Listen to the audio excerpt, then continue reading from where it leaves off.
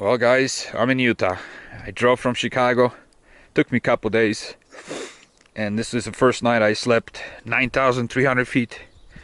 Didn't sleep so good because, the altitude. I have to adjust to it. Beautiful place.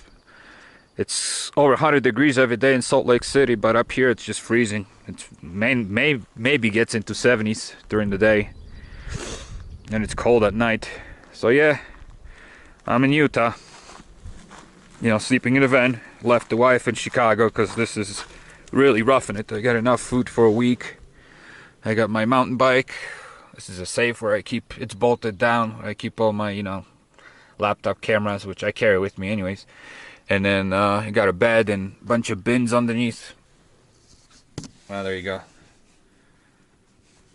I got my astronomy, my fishing, all my hobbies. Got a little fan. Everything I need. And food. I got enough food and water for a week. I can't hike and do much today because I'm so out of breath. I'm an athlete. I mean, I race bicycles and stuff, but when you show up from flatland, sea level, and you go to 9,000 feet right away, boy, you get winded, But give me a couple days and I'll be in action. All right, so this is campsite number 3 in Utah. I'm by the Moon Lake. Number 2, I'm just gonna put a picture in here because I didn't take a video. Just gorgeous place. And I'm just waiting to acclimate. Been riding my bike and doing all kinds of exercises so I can hike up to 12,000 feet and not die. This is a bottom release from the reservoir from the Moon Lake. It's running really, really high. Snow is still melting up here. I have to move south. There's just too much snow on the peaks. Well, guys, this is campsite number 4, my 4th night in Utah. I drove all the way to Boulder Mountain down south, below Interstate 70. I was hoping to fish some of these lakes and streams, but the access to them is just horrible. I just saw a white truck going up there. I don't know if he's gonna make it or not.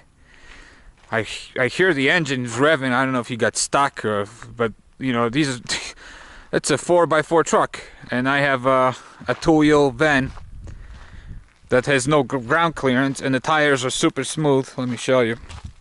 I bought these tires before I even thought about going out west, and they're really smooth. They have no knobs or anything, interruptions.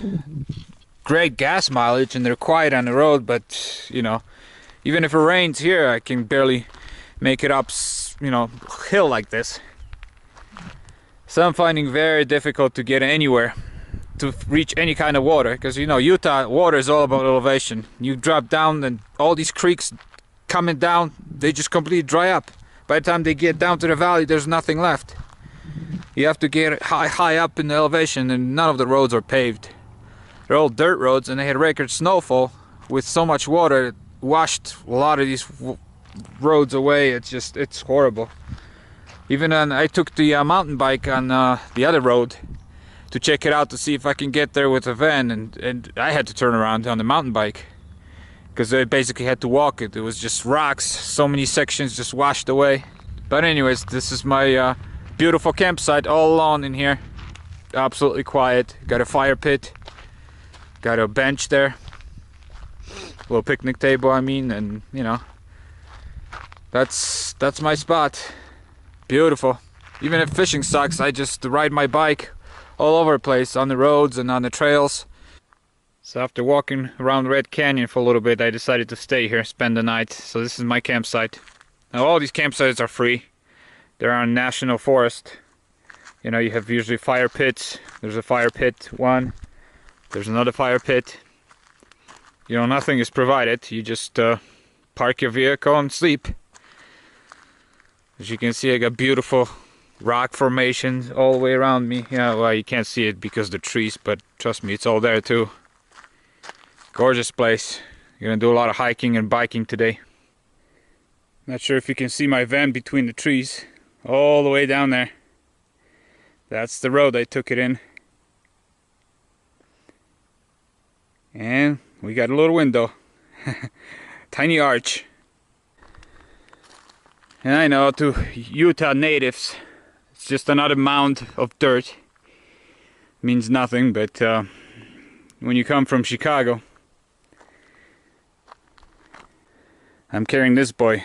It's like a big pepper spray for bears, but this time it's for mountain lions, cougars, puma, whatever you want to call them. They're in here. You know, they match these rocks. They're kind of reddish brown and blend in. I keep listening and turning around and stuff, making sure I'm not being followed. Don't want to be a victim. This will stop them. This shoots 9 seconds, 30 feet. Oh yeah, that'll cause some pain. Anyways, I'm gonna keep hiking. Gotta love these trees. They're just so gnarly and dried up.